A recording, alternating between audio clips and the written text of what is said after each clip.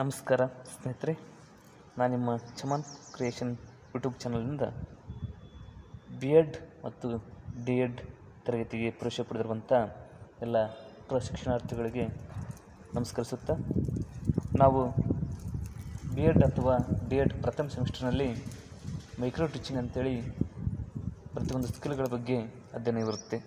ಅದರಲ್ಲಿ ಮೊದಲನೇದಾಗಿ ಬರುವಂಥದ್ದು ಪಾಠ ಪರಿಚಯಿಸುವ ಕೌಶಲ್ಯ. ನೀವು ಪಾಠ ಪರಿಚಯಿಸುವ ಕೌಶಲ್ಯದ ಬಗ್ಗೆ ಘಟಕಾಂಶಗಳು ತಿಳ್ಕೋಬೇಕು. ಈ ಪಾಠ ಪರಿಚಯಿಸುವ ಕೌಶಲ್ಯದ ಘಟಕಾಂಶಗಳನ್ನು ನಿಮ್ಮ ಕಾಲೇಜ್ ಅಥವಾ ತರಗತಿಯಲ್ಲಿ ಎಲ್ಲ ಬೋಧಕರು ಅಥವಾ ಎಲ್ಲ ಪ್ರೊಫೆಸರ್ ಟೀಚರ್ಸ್ಗಳು ಬೋಧಿಸಿರುತ್ತಾರೆ. ಅದರ ಒಂದು ಮಾದರಿಯನ್ನಾಗಿ ನಾನು ಇಂದಿನ ತರಗತಿ ಒಳಗೆ ಬೋಧಿಸ್ತಾ ಇದ್ದೇನೆ. ಈಗ ಮೊದಲಿಗೆ ನಿಮ್ಮ ಹೆಸರು, ನಂತರ 9ನೇ ತರಗತಿ ಸಮಾಜ ವಿಜ್ಞಾನದಲ್ಲಿ ಬರುವಂಥ ಒಂದು ಪಾಠವನ್ನು ಈ ವಿಡಿಯೋದಲ್ಲಿ ಬೋಧಿಸ್ತಾ ಇದ್ದೇವೆ. ಆ ಪಾಠಕ್ಕೆ ನಾವು ತೆಗೆದುಕೊಳ್ಳುವಂಥ ಸಮಯ 5 ನಿಮಿಷ. ಇವಾಗ ಈ ಪಾಠ ಪರಿಚಯ ಕೌಶಲ್ಯದ ಬಗ್ಗೆ ಒಂದೊಂದಾಗಿ ತಿಳಿದುಕೊಳ್ತಾ ಹೋಗೋಣ. ಮೊದಲಿಗೆ, ಪ್ರಿಯ ವಿದ್ಯಾರ್ಥಿಗಳೇ, ಮುಂಜಾನೆಯ ಶುಭಾಶಯಗಳು. ಈಗಾಗಲೇ ನೀವು ತಿಳಿದಿರುವಂತೆ ಭಾರತ ದೇಶವು ಪರಕೀಯರ ದಾಳಿಗೆ ಒಳಗಾಗಿ ಅನೇಕ ಹೋರಾಟ, ತ್ಯಾಗ, ಬಲಿದಾನಗಳಿಂದ ಆಗಸ್ಟ್ 15, 1947ರಂದು ಸ್ವಾತಂತ್ರ್ಯ ಪಡೆದಿದ್ದೇವೆ.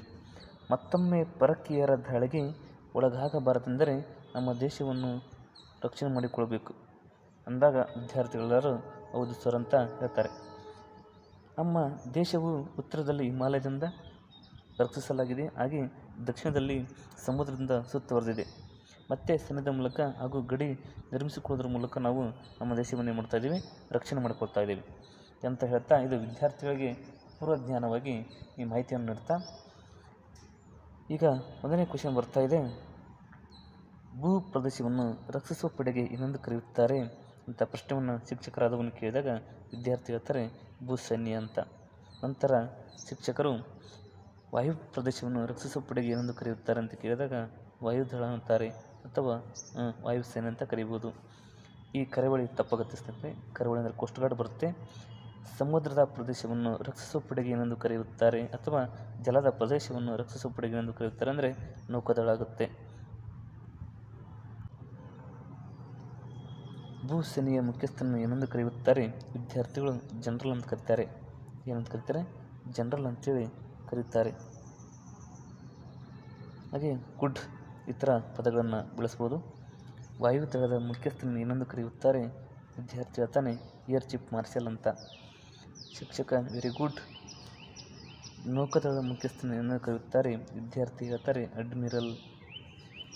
ಶಿಕ್ಷಕ ಈ ಮೂರು ಸೈನ್ಯದ ಮುಖ್ಯಸ್ಥರನ್ನು ನೇಮಕ ಮಾಡುವರು ಯಾರು? ವಿದ್ಯಾರ್ಥಿಗಳು ಬಹು ಜಾಣತನದಿಂದ ಬುದ್ಧಿವಂತಿಕೆಯಿಂದ ಉತ್ತರಿಸುತ್ತಾರೆ ರಾಷ್ಟ್ರಪತಿ ಅಂತೇಳಿ.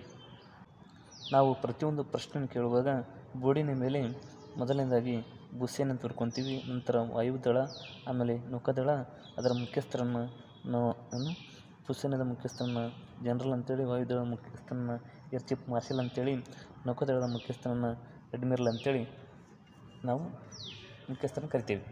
ಈ ರೀತಿ ಅಂದರೆ ಪ್ರತಿಯೊಂದು ಪ್ರಶ್ನೆ ಕೇಳಿದ್ರಲ್ಲ, ಇವಾಗ 6 ಪ್ರಶ್ನೆಗಳು ಕೇಳಿದ್ವಿ. ಈ 6 ಪ್ರಶ್ನೆಗಳಿಗೆ ಉತ್ತರವನ್ನು ಬರೆದು ಈ ರೀತಿ ಮಾರ್ಕ್ ಮಾಡಿ ಈ ಮೂರನ್ನು ನೇಮಕ ಮಾಡೋರು ಯಾರು ಅಂತ ಕೇಳಿದಾಗ ವಿದ್ಯಾರ್ಥಿಗಳು ಹೇಳ್ತಾರೆ ರಾಷ್ಟ್ರಪತಿ ಅಂತ.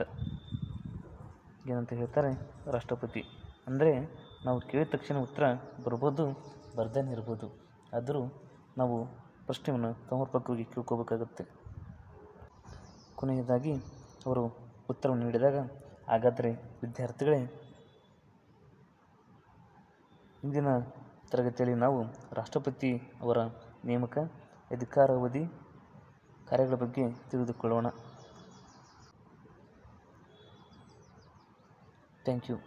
ನಾವು ಈ ಯೂಟ್ಯೂಬ್ ಚಾನಲಿಂದ B.Ed ಪ್ರಥಮ ಸೆಮಿಸ್ಟರ್ನ ವಿದ್ಯಾರ್ಥಿಗಳಿಗೆ ಹಾಗೂ ಮುಂಬರುವಂಥ ಸೆಮಿಸ್ಟರ್ಗಳ ಬಗ್ಗೆ ಮಾಹಿತಿ ಕೊಡೋದಕ್ಕೋಸ್ಕರ ಈ ಚಾನಲನ್ನು ಕ್ರಿಯೇಟ್ ಮಾಡಲಾಗಿದೆ.